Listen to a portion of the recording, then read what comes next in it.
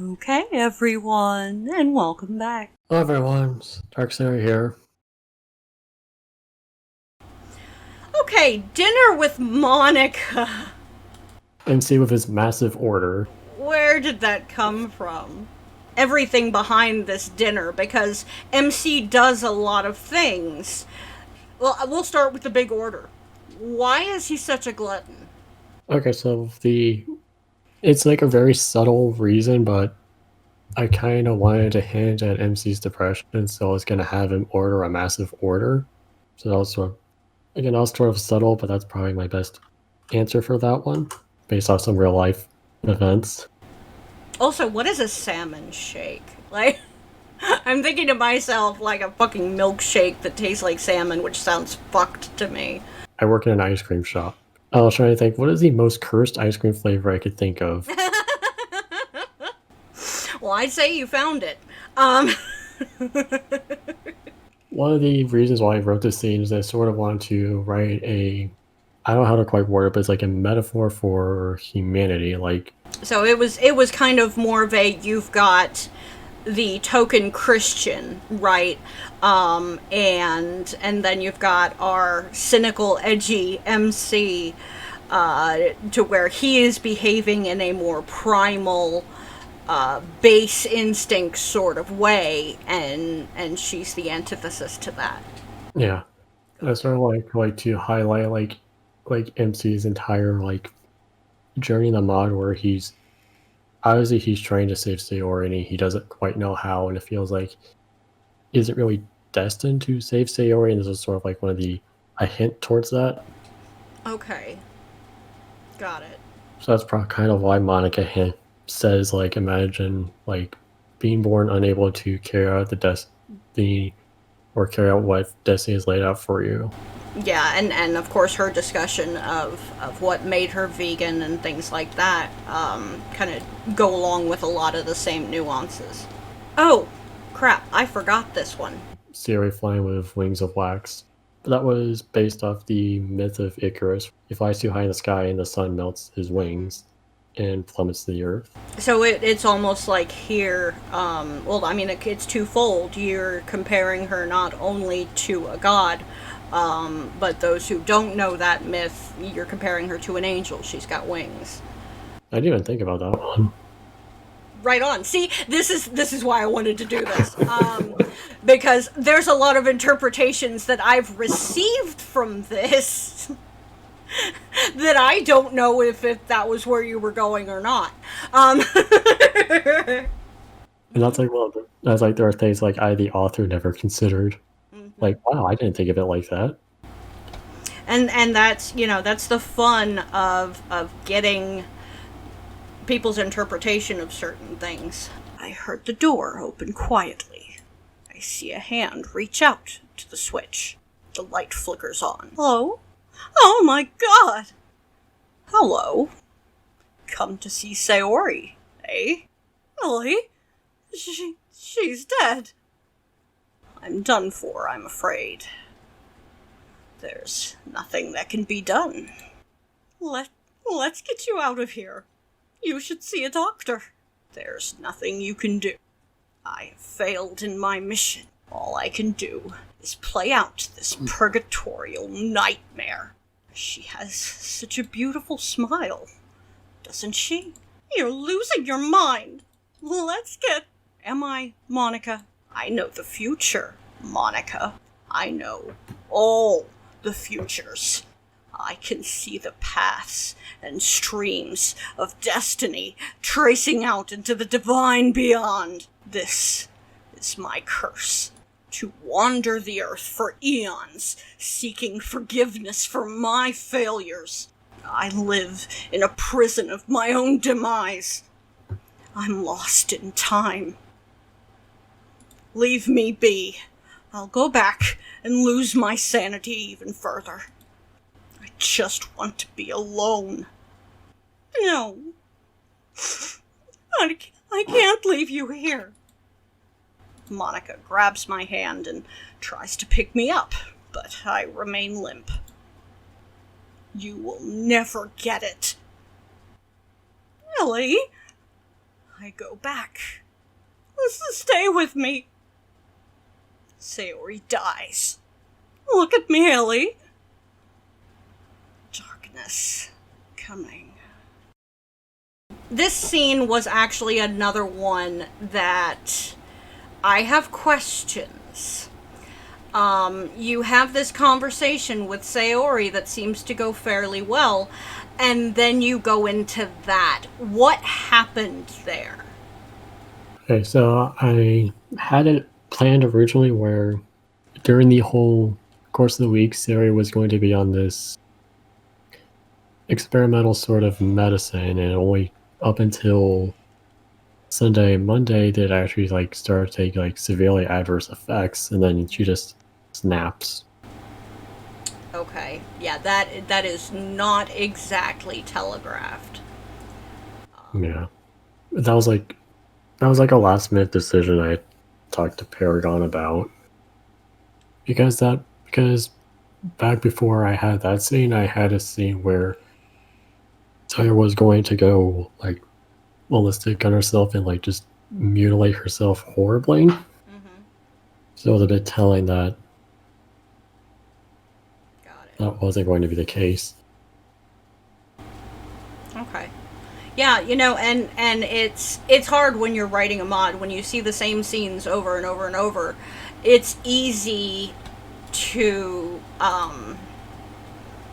miss stuff like that. And of course, naturally, when you're writing something, one of the most frequently mentioned bits of advice that writers give other writers is you have to keep an eye on show don't tell. Some situations can be handled with a lot more discretion and subtlety, and you don't have to just say everything that's happening.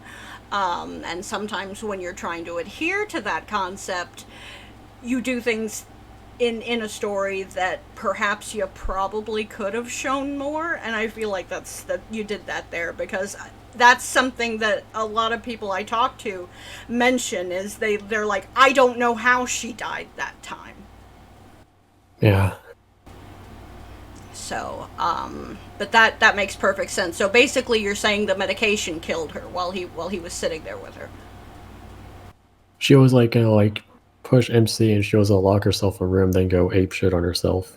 Got Pretty you. much. Okay, so it was literally just a misdetail. Yeah. Gotcha. Hey, you know what? Shit happens. I still love the thing, and so far, I'm still S tiering it. We get introduced to a new character here. Ellie, you're starting to scare me. Snap out of it. She lowers her hand down to me. I look away. Come on. We have school. I can't leave you like this. You don't want me to worry. Maybe it's better if I do nothing. If only it were that simple.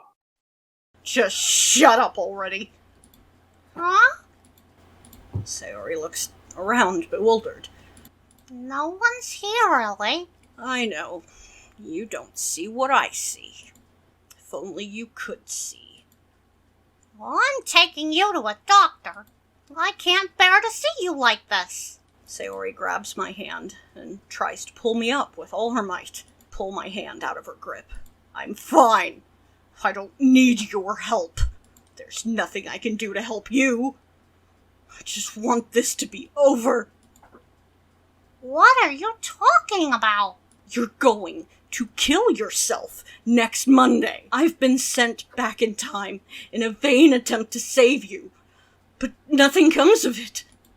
I've traveled for what feels like hundreds of years. I just want you to die and have this be over with. She has a terrified look on her face, and before I could say anything else, she runs off. I sit down by the curb and watch the sky.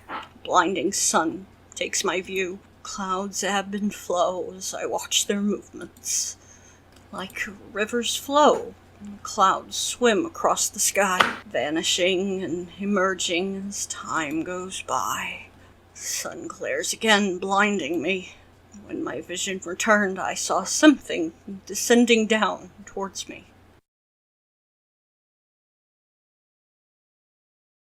Hello, my dear child. He's just in my head. He doesn't exist. I am very much real, Ellie. I mean you no harm. I am a messenger from God. I bring you good news and fortune. What good news can you possibly bring me? I have no ends to meet. I am here simply to guide you, to propel you forward to the future you desire. What future? Who are you? I am Samuel, your guardian angel. I have come to tell you the good news. I have come to offer you a gift. I have come to help you on your journey. And what is this good news you speak of? I don't have time for your games. On the contrary, my child, I shall tell you everything you've wanted to know. Go on. You seek a future with Sayori. Is that my intended fate? Seems like it had other plans. Once you take your fate into your own hands, you will find the path to salvation. Then what must I do? If one drops a stone into a rushing river, the current simply flows on as if the obstruction was never there. Your actions are like pebbles, with even less hope of disrupting the time stream. The continuum of history is simply too strong, too resilient. But even the mighty rivers of the earth will dry up. Even time itself will evaporate, and that time is now. Spare me your elaborate metaphors. Very well. This is what must be done. You must surrender your heart to God and to me. You must follow our word. You must carry out our command. How would I be better led by you?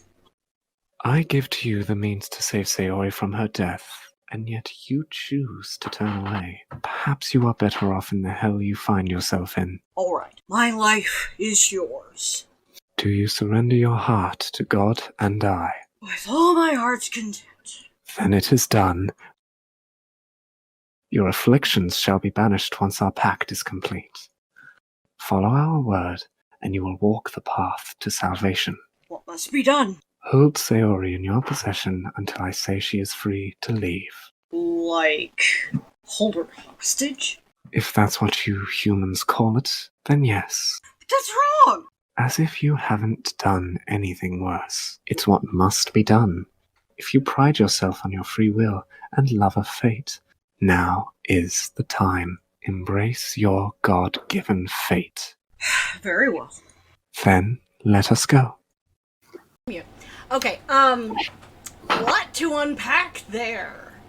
Let's talk about Samuel. So, Samuel is...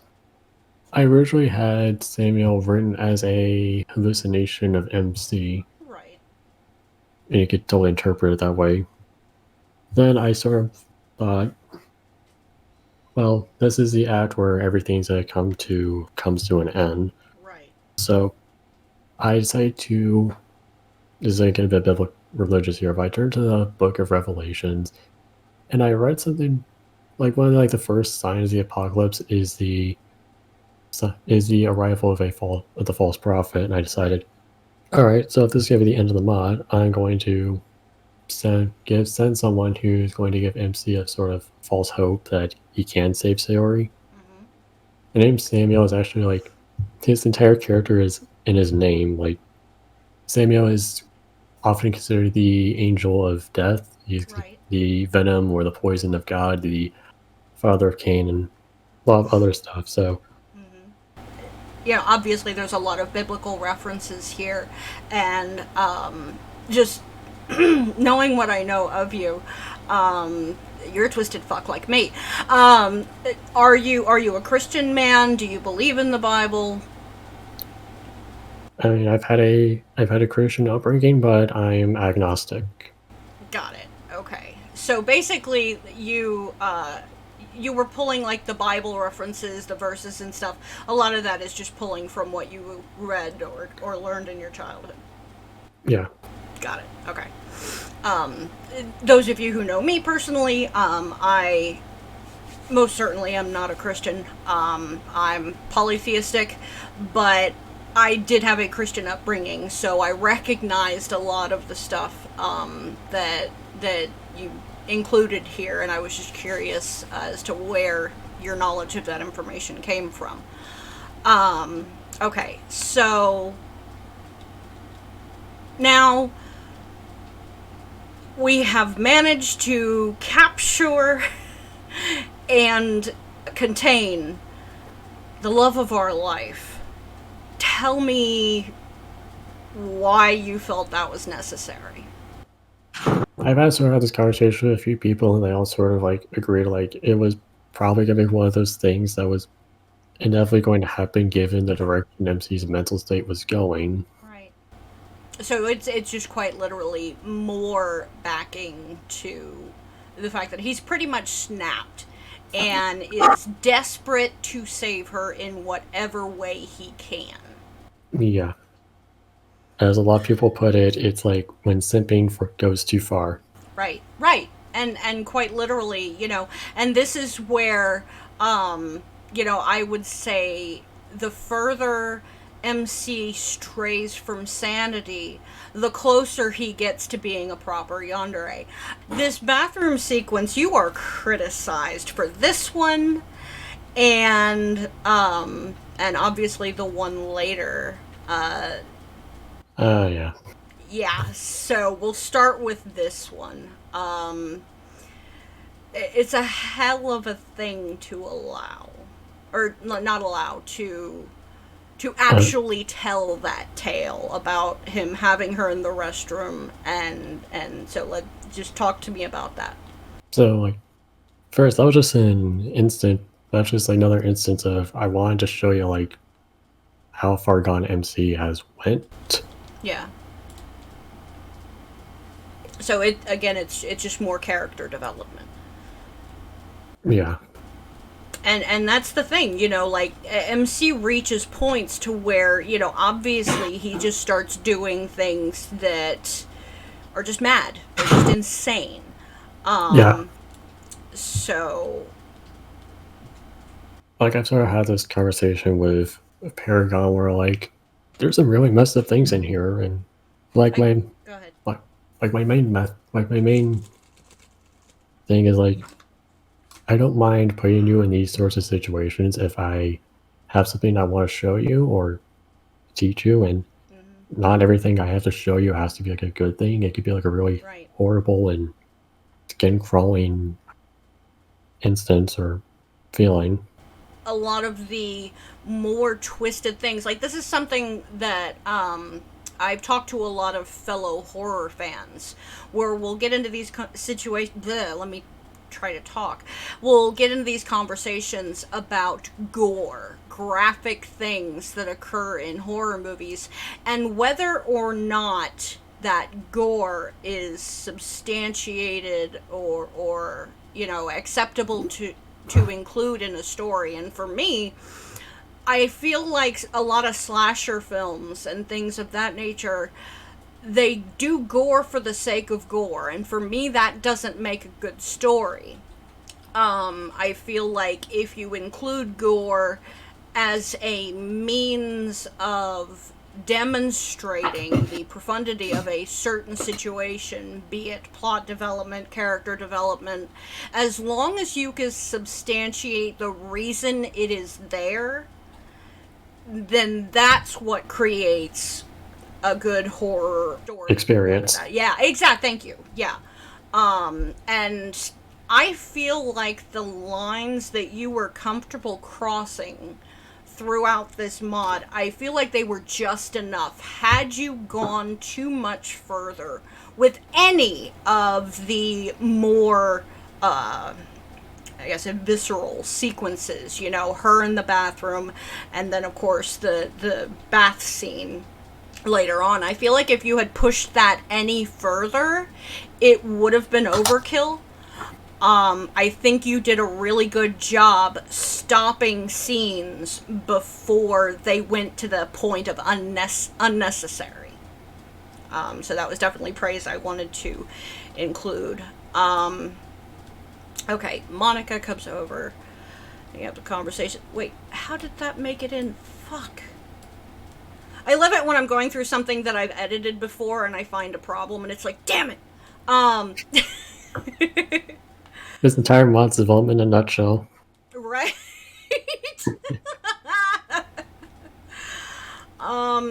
Okay. The cursed sprite. This sprite, in my opinion, is one of the most disturbing sprites in a DDLC mod. I feel like this one is pretty much at the top. Like, there is nothing more disturbing than this particular sprite, and it is second only to the Monica sprite in Salvation. Her eyes fuck with me. Like, oh god, I hate the bag under eye Monica. To me, it's extremely disturbing, but the only thing worse than that is what you find when you get up to your bedroom during the scene. And, how was Sanguine Vomit Sayori created? Okay, so obviously at this point in the story, MC is like lacing Sayori's food with Right. a hell of a lot of medicines. And we don't even know what he grabbed because the cops got called out and he just grabbed what he could. So I kind of want to obviously showcase yeah, this is what you're doing to Sayori. Mm-hmm. And you think this is you're so far gone that you I'll start thinking yeah, this is MC thinks he's saving Sayori doing this. Yeah, by this point in the mod, my assessment of him is he's hit the depths of his insanity, and this is where he starts really doing shit that a rational person would go, okay, no. Yeah, we're done here. Yeah. Now, your desire to include this scene, I support it because, again, I feel like you did just enough here, but what on earth was going through your head writing it? So one of the... It's been hard for me to justify this, but... So one of the things about I wanted to showcase was obviously how far gone MC is, but it's also... One of the important things about the mod is that MC is eventually going to get out of this and eventually become a better person, but in order for MC to be able to do that, he has to realize his full capacity for evil. I think in one of the books Nietzsche wrote, it's quoted to say, just as a tree and its branches grow ever so higher and higher, so too its roots go down further into the earth. Mm-hmm. So, I just wanted MC to just Basically just embrace the chaos. Yeah, so to speak. Yeah, and I feel like if you had gone too much further into detail for that particular scene, it probably would have been overkill. But it was just the right amount of, obviously disturbing because of the situation, but for someone who is a Sayorian, I would imagine part of that felt like a little bit of fan service for you too. Because, you talk about her breasts and the shape of her body, but once again, it's just enough. I was in the Redux, MC's gonna hold Sayori's hand during the bath scene. Don't forget to like, follow, subscribe, and ring those bells. That's all I have for today. Thanks for listening. Bye-bye, everyone.